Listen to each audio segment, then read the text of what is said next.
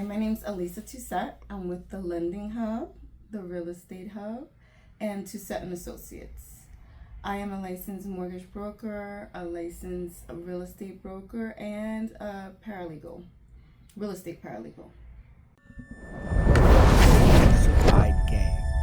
Learn how entrepreneurs started, sustained, and succeeded. Hey, it's Kellen, and today on Diversified Game, here in Palm Beach County, Green Acres to speak of, at the Lending Hub with the owner, who is like a triple B. One, she's a real estate broker. She's a mortgage broker. And she's from the Bronx. I think it all started in 1210 Birch Avenue. Wow, yes. Third floor. You did your research. I'm nosy like that. Mm-hmm. So we're here in Florida with Miss Elisa Toucet. Hello, everyone.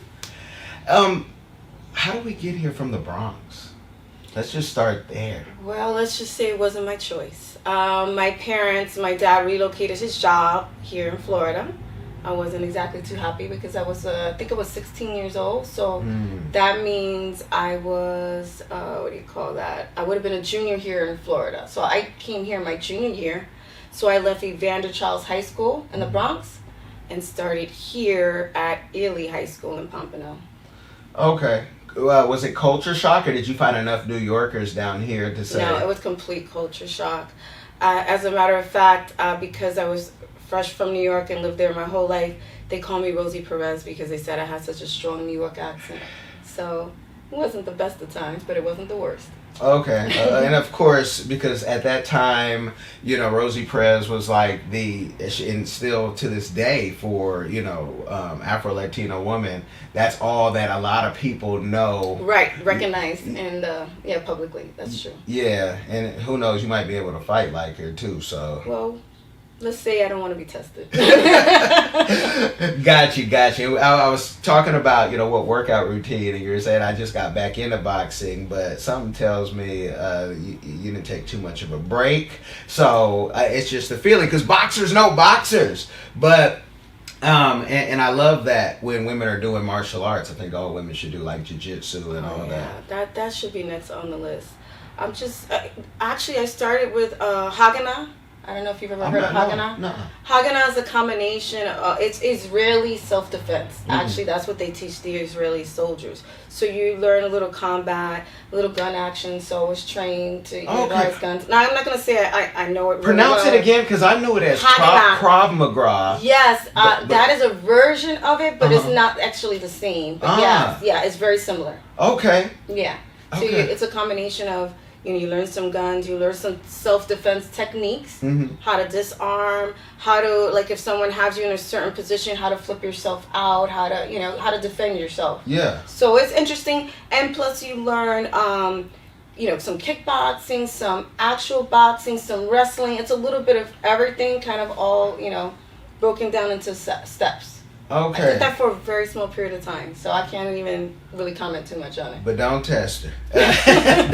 don't test her. No. So coming here and trying to blend in or find out how things work in South Florida, Palm Beach, for that young person, 'cause I'm sure somebody during the pandemic did it or is going to do it now, and they're kicking and screaming, even though the world might be smaller now because of the social media aspect we have now. People can kind of see. You can go to Israel right now without leaving. True. But what was like one of the major things that you had to adapt to?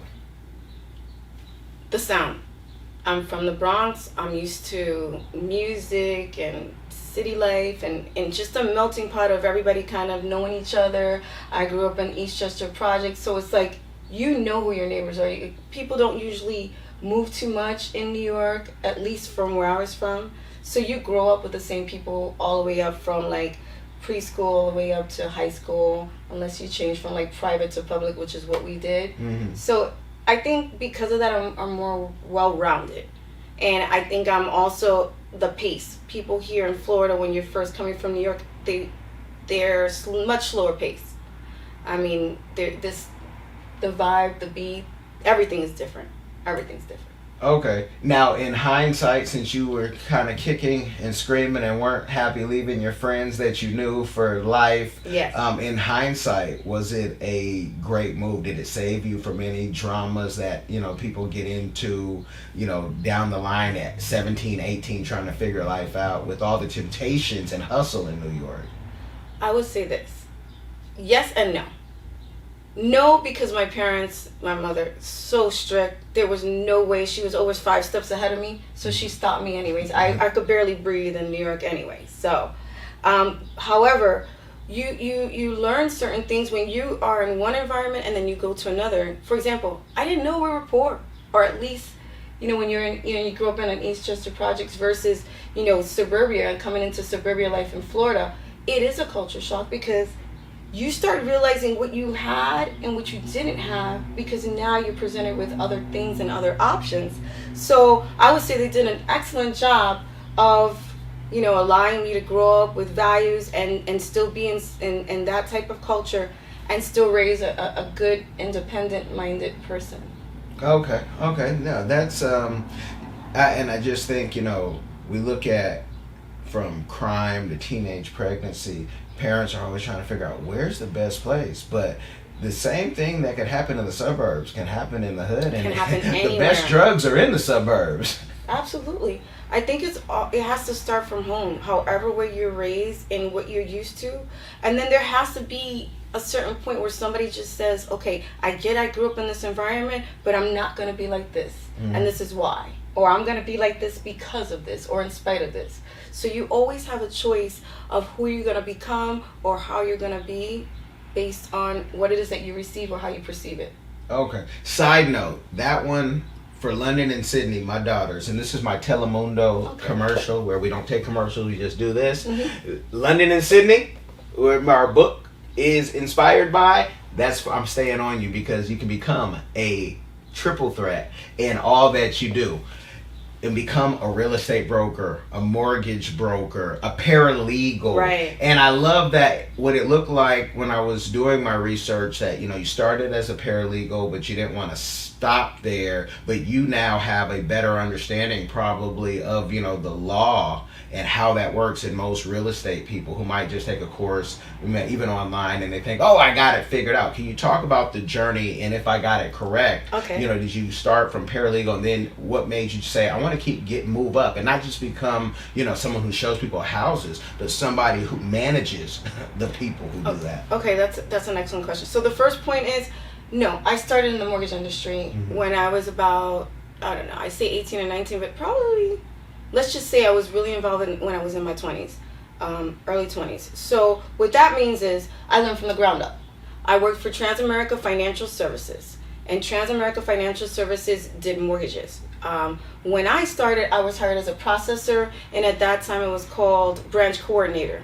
So I took in the payments, managed taking in the payments, balanced the books, wrote the checks, paid the bills, typed up the loan documents, because back then, yes, I predated the computers. We had to type it on that, that 3-copy paper. What is that? Yeah. That copy paper the thing? The carbon copies, yeah. Pull the credit on the thermal paper. So I go way back. We won't talk about how old I am. But I feel like that was the perfect ground zero to learn. And some of the masterminds of mortgage industry I met there. Listening to them sell or listening to what the point is or being in compliance. So I started there. I would say I grew up in the mortgage industry when the market crashed, and I think that was for me like 2007. I think it was. That's when everything crashed and things started changing around me. I had to go back and reevaluate my choice in the mortgage industry because at that time I didn't go to school. I went straight from my education with just high school, and I went right into mortgages, and I grew up from there. I went from the processor, I got promoted to a loan officer, and there you do skip tracing and collection, so you learn everything from the ground up. So it was great for me, just having that experience. And then when the market crashed, I had to reinvent myself because a lot of people, sadly, people committed suicide. People didn't know what to do. You find yourself with no money when you're in your 20s with a lot of money early on in life, and you don't even have a college degree. So I was super proud of myself, but then that was associated with my identity. So now I had to go back and say, okay, what am I going to do? What can I change? And how do I fix this situation? Because now I don't know what to do. So what I ended up doing is going back to school. I signed up for Colorado Technical University. And I was going to just do something, business, just a regular business course. And at that time, I ended up working for a real estate office and handling their mortgage in the back room. So I was in their mortgage department. It was the first time they started a mortgage office space. And from there, I spoke with the broker. She's like, while you're here, why don't you get your license and do real estate? So while that was all happening, one of my friends that I met there that was a realtor at this real estate office. It was called Home Run Real Estate, by the way, Home Run Real Estate, which is now known as ERA Home Run Real Estate. So when I met Shoshana Gifford, she introduced me to Alban Robinson. And Alban Robinson was starting his foreclosure department because he specialized in family law. And at that time, he had me do the modifications. Modifications because of the market crashing, a lot of people were losing their homes. So one of the options was to do a modification, short sale, deed in lieu of. So those were your options to save your house at the time. So I handled the paperwork. I got paid in per diem, by increments and stages as I did the paperwork to move people through the process. He liked the way I worked. And then at some point, he said, you know what? I want to train you to be a paralegal. I want you to change your major, and I want you to become a paralegal. And I got invited to work in his office, which I did for a few years. And that is my whole entry into paralegal, real estate paralegal. So you're going to school because you didn't just start with one degree. You did a couple of degrees from That's Colorado. Correct. So you're going to school and doing paralegal at the same time and working. Woo! Yeah, I did a lot. You sure you don't have some Jamaican in you? I might. You definitely got that New York hustle in you. For sure. Okay, so, and tell people, I kind of, did the spoiler alert, but you're doing the paralegal, you're going to school, and then tell them how you just keep going and you want to do your master's and how you fit that time in. Yeah. So basically, at some point, I wanted to explore other options and decided, I want to, instead of working with this attorney, let me try something else. So I freelanced for a while as a contract paralegal, and then I eventually ended up working for ADT corporate headquarters, and I worked in the deceptive sales division. So I did some of that, affidavit stuff like that. So I started learning more and expanding on the paralegal side. Meanwhile, while I was there, I was faced with a choice because I always loved law. So that was my passion, and I always thought I was going to become an attorney. So at that point, I decided to do I did my associates, I told you in paralegal studies, then I did my bachelor's in criminal justice. But before I made that decision, I was still thinking about going to law school.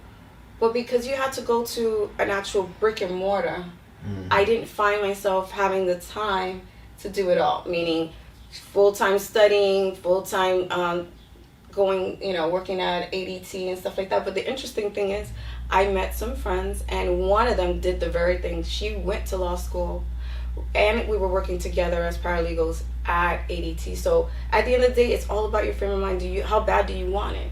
So I was at that crossroad. I did that, but then I ended up realizing, and I hope I'm not going on a tangent, my value of time. Because when you're punching a clock and you're not used to punching a clock, at some point, because I told you I freelanced and I was doing like the contract work, I started thinking, oh my goodness, I need to open my own company. I can't be here like this. I was just getting bored with the work. I mean, when you're working on a team to put together a case, a lot of the stuff you do is repetitive. It's still work. You still have to use your brain, but it's repetitive. So I got bored. I eventually ended up opening a small branch while I did this on the side, and then I started building my way into, my own mortgage brokerage in time. Okay, you can go on a tangent. That's what this is all about. Okay. So you get the game, but you get your mortgage brokerage, you're in real estate, you have the paralegal, but you also have an MBA, and tell them about your other master's degree that you have. No, that's the only master's. I have the MBA in finance. And the MBA is in finance. Yeah. Okay. So my associates is paralegal, and then criminal justice is my bachelor's. Okay. What made you say I'm gonna go get, which some will say, oh, the most useless master's ever, but for the folks who it's winning, they never say that, right? But it's the person who's like, man, I'm working at Delta with an MBA, and they're frustrated, so they project that.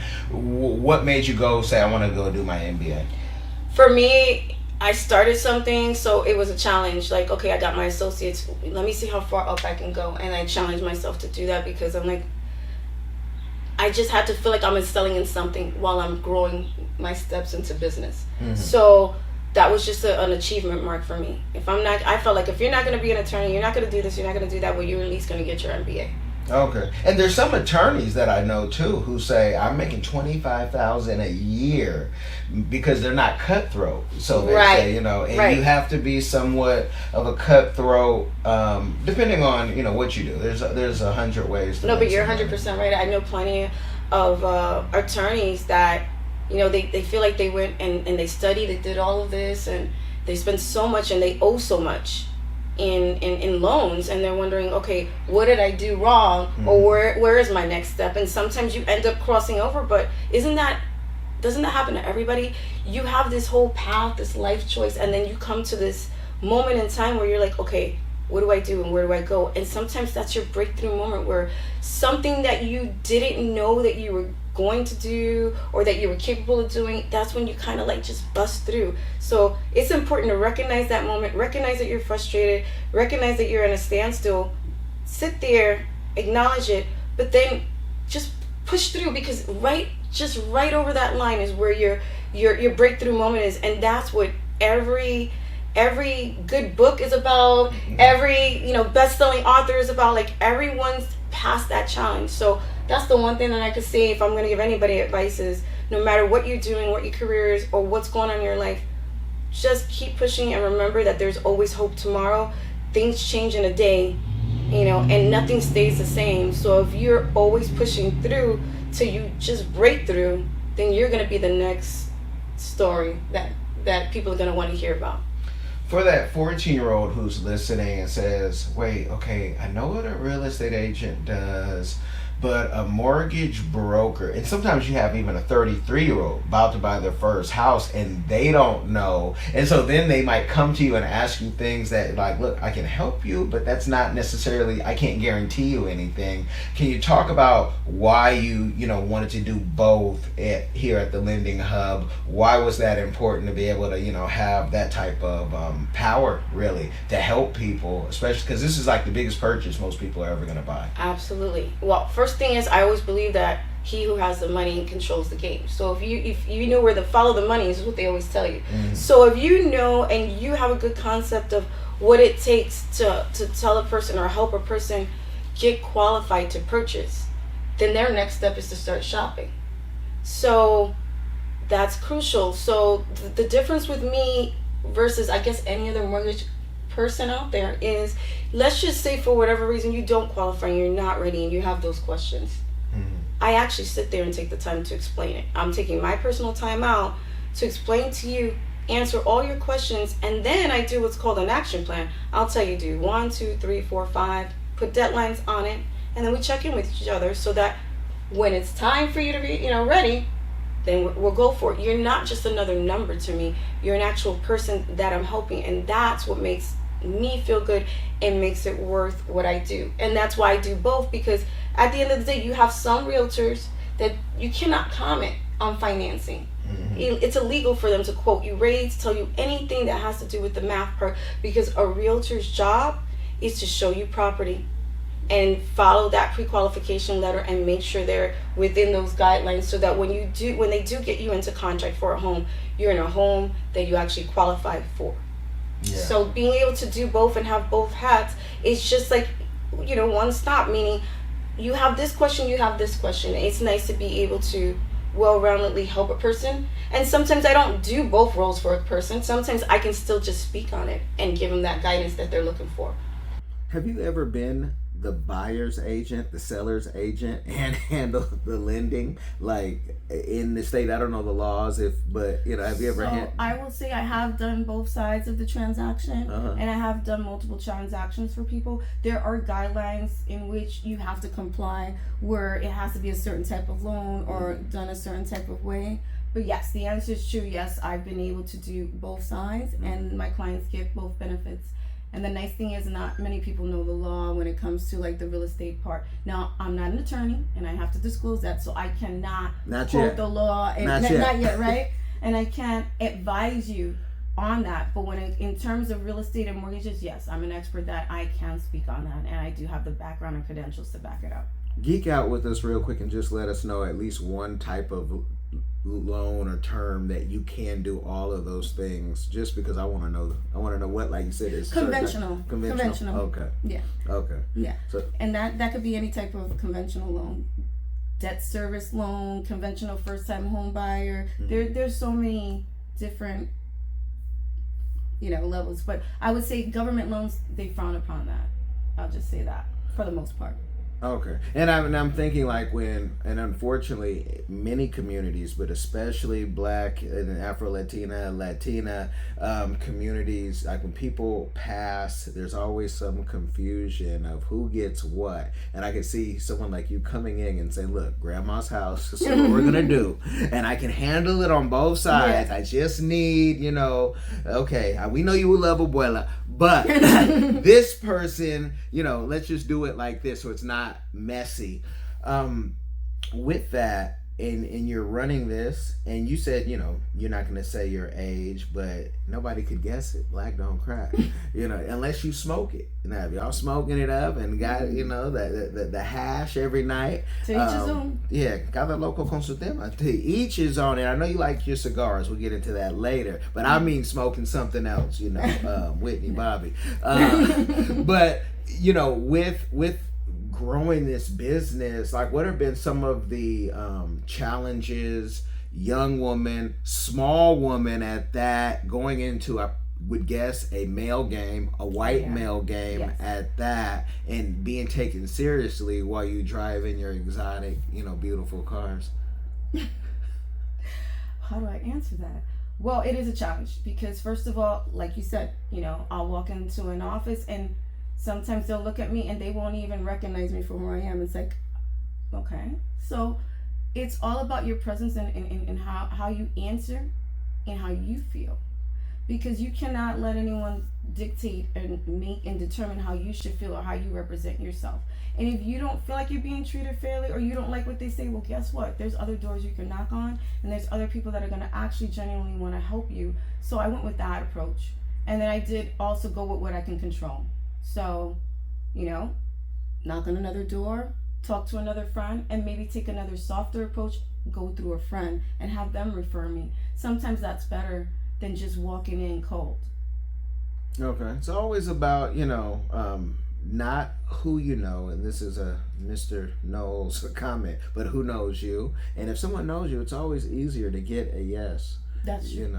Mm-hmm. 2 months ago, I had locks and everything. My hair was long, all natural. And people were saying, "You're a business consultant? You're an executive coach, a sports agent? What? You're wearing these funky clothes." Mm-hmm. But I have enough people who say, "This guy's made me some money." Right. And he's organized not just my business, but my life. And it helped. Because at 20, at 18, it was not easy. So I could only assume when you're in this game that people look at you and, "Hey, go get some coffee."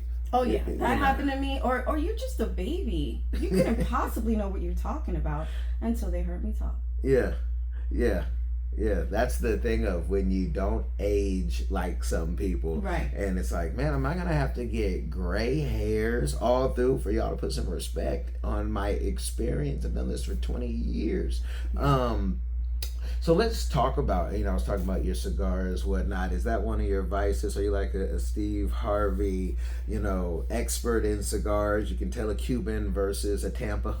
I wouldn't go that far, but what I would say is I enjoy a very nice cigar every now and then.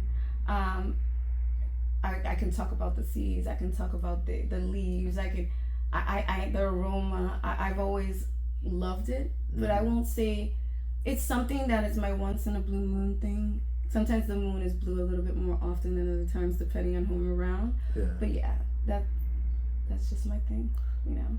Okay. My boss move, no.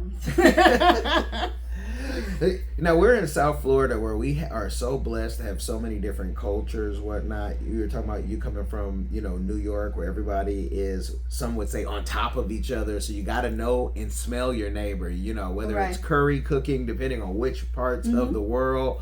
How have you, adapted or found out, like, being black and Puerto Rican, which I kind of find is like funny. I'm like, Puerto Rican is always black to me. Like, but I told you my New York stories. I didn't see differences except somebody can speak Spanish, and Right. somebody can't. But the histories are so twined, and slavery as well. And so, like, how have you gone through that here in South Florida, especially where when someone meets you, hola, and they want to know dónde eres, and they want to know where you're from, whether are you Jamaican, are you Haitian, are you Dominican, are you Puerto Rican, are you, where are you from? Like, how has that been for you? It's interesting because before they even ask you your name, they're asking you where you're from, which I found that was strange, especially in New York. You know their name, you're talking to them, it's just a normal thing. But here, you're classified and you're put into a box before they even know your name. But anyways, with that being said, my dad's Puerto Rican. I'm come from a mixed background, so it's just interesting. I don't even know how to explain that one, but I don't identify as one thing or not the other. I think it just makes me more well-rounded, and I just so happen to be a Puerto Rican that doesn't speak Spanish. I wasn't born in Puerto Rico. So some people take offense to that when they meet me because they assume that maybe I'm ashamed or I'm not speaking the language because, I choose not to because I think I'm too good in it. And none of it is true. But, all I try to do is talk to people and make them feel comfortable. And then, like you said, being mixed like that, everybody thinks that you're somebody's cousin. You look just like my cousin. You look just like my sister.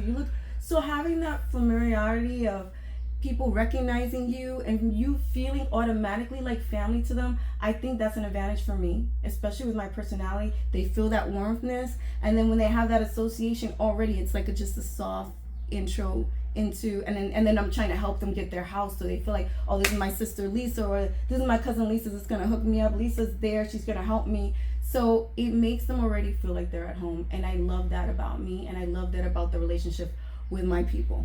Okay. And you say you don't speak Spanish, but if people start talking about you, will you entiendes? Well, the antennas go up. There's certain word recognition that I would say I have. Yeah. Okay. Have you been to Puerto Rico? Many times. Okay. And even in Puerto Rico, and this is for the travelers out there, especially the passport bros, because they watch the YouTubes and, oh, you can go out here. Do you not need Spanish in San Juan when you're Not really. A lot of people in Puerto Rico were from New York. I mean, a lot of them are from New York. They speak both languages. You're going to find a few people that speak just Spanish. You work your way through it, and that's what Google Translate's for. Okay. Okay. You get stuck. If someone can't translate for you, then you use your Google Translate, or if you have to go old school, you go charades. You just work it out. Do you find that even outside of San Juan, it's the same thing? Many people are speaking English and Spanish? Yes. Yeah, that was my experience. Okay. You have pockets of people that just speak Spanish, but I guess I was lucky enough to be in it. Plus, I spend most of my time in San Juan. Okay. So. Okay. I asked that. I worked in Massachusetts, in New England, Springfield, Mass, and Holyoke, and some folks, it's like Puerto Ricans, you just to know a little will help you because they are. You talk to a 17-year-old who was born here, but he just, for whatever reason, it never clicked. And again, this is a place in America, there is no official language. So whatever you speak, I don't care what it is, we're going to get through it. Even if you come out and speaking like a Martian, I got that too, because I'm going to telepathically go, Of course, you're going to zoom in. Let's put it this way, I'm never going to starve. I know how to order food. Mm-hmm. I know how to ask for help, and I know how to order a drink, and I know how to ask if you want to dance, because I love to dance. That's another thing. That's my thing. And sing. You like to dance and sing, Well, you really did some research on me. I enjoy it sometimes. Yeah, we got to catch you at the karaoke. Oh, yeah. The karaoke might be here, y'all. Send in the Yeah. comments if you wanted to, to Come party. to the next party. We'll have to see when that's gonna be. And you're bueno, like you're good. Oh, So thank you. yeah, Thank it's you. it's I mean, I need the producers. If anything was gonna be put out there, now you got to make it sound like a little different. Make it sound like me and Barry White were going Oh, my hand to God. hand. Yeah, it was fun, especially when I get together with my sisters or my friends, and you just being yourself. That's the best part. Now, the best part in life, after you've started winning, making some money, hiring, whether it's a little bit or a lot, just being able to help other people and work with other people. Like I tell people, we're doing life together. I'm not a one-night stand when you hire us. If we can't do life, don't even think about it, because I'm looking at the deeper picture. But the best part of life is always giving. What is a community give back that you're doing or that you would like to do in the future?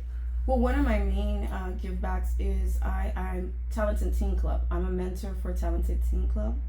Sean does an excellent job of bringing the children together. They come here to my office. They're very enthused about learning real estate or mortgages. They have their questions. We do little classroom settings. I open up. I give them little tests. Sometimes I go visit Sean at her location as well, and just offer my services just to give back, because I believe that children are our future. I mean, just like the song. Yes, true. And again, London and Sydney have been at Talented Teen Club. I like them to spend their summers here when we are here. And I'm doing my other Telemundo, commercial.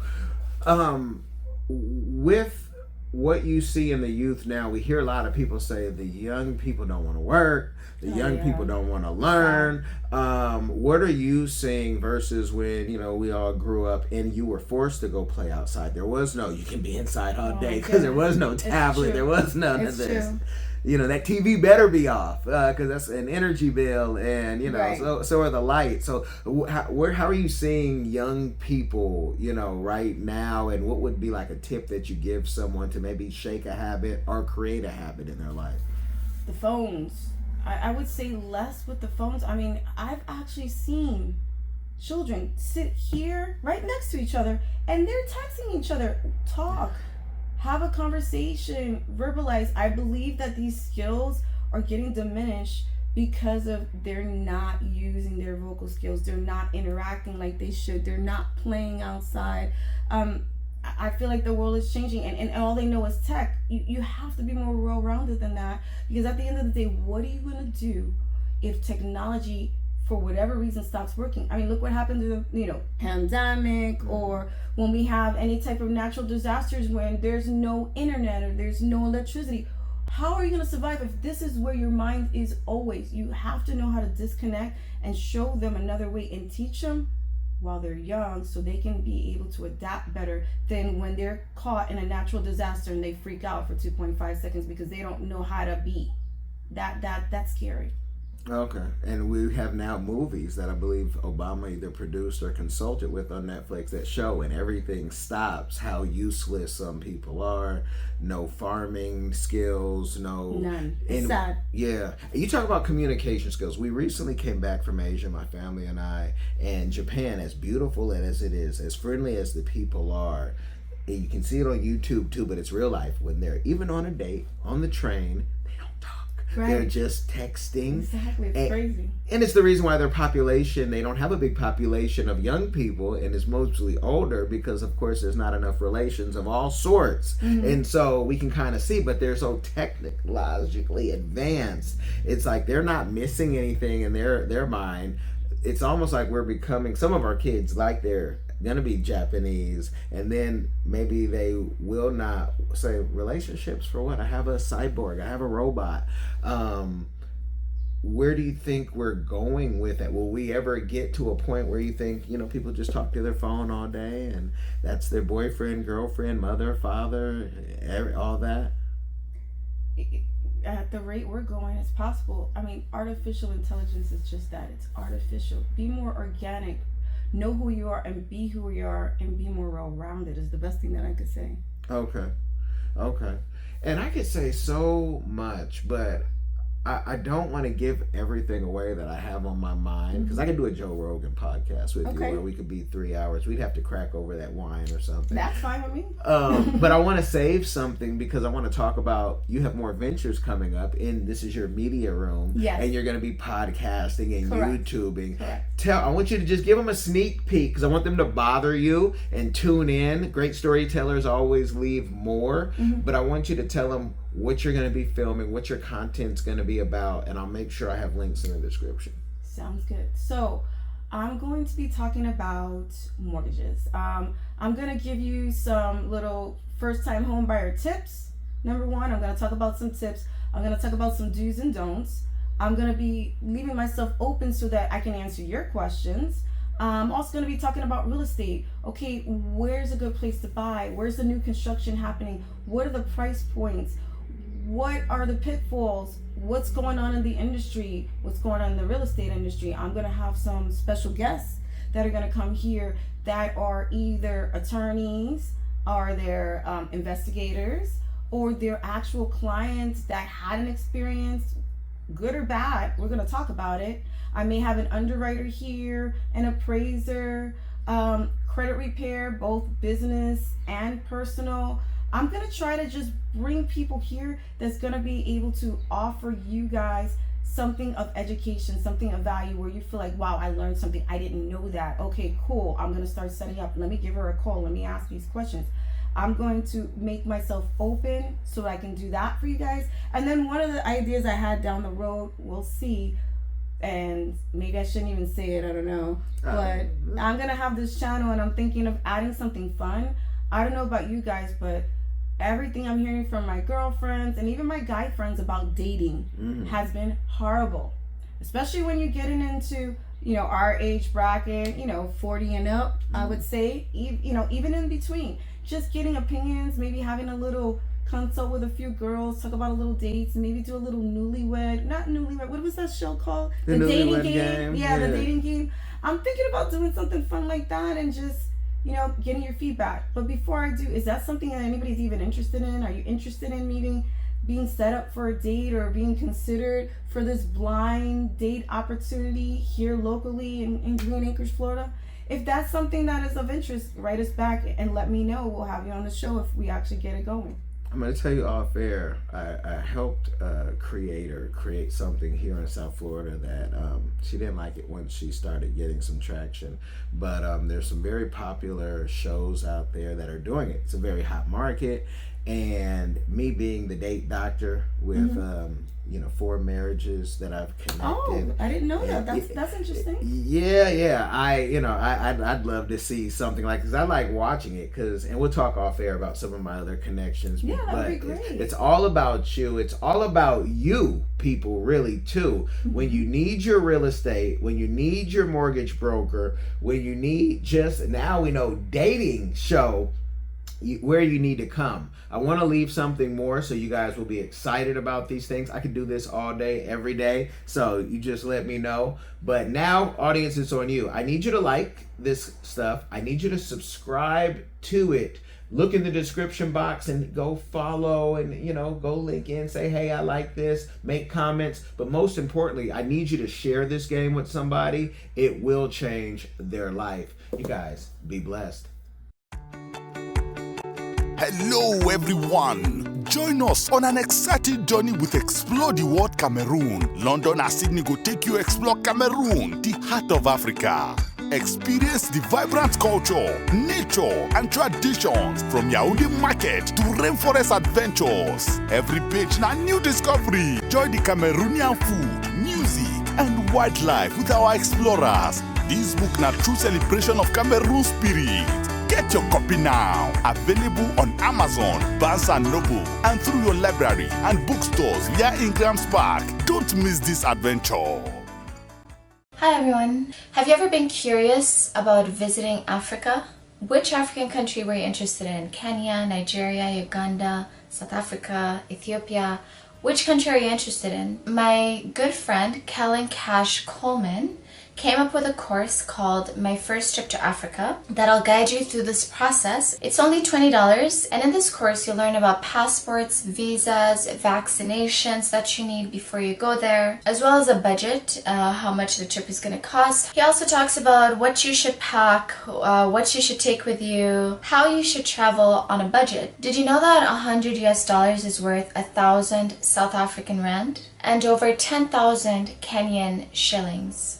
So imagine what you can do with $100 back home. I say back home because I'm from Sudan, I'm African, I already know how it's like. I know that, you know, when you convert Canadian and American money, it goes a long way when you're traveling across Africa. So if you're curious, if Africa is a place that you've always wanted to go, always wanted to move there, Kellen Cash is the person to ask. Check out the course. There's a little preview you can listen to before you actually purchase it. If you're interested in this course, visit www.diversifiedgame.com. Don't miss out.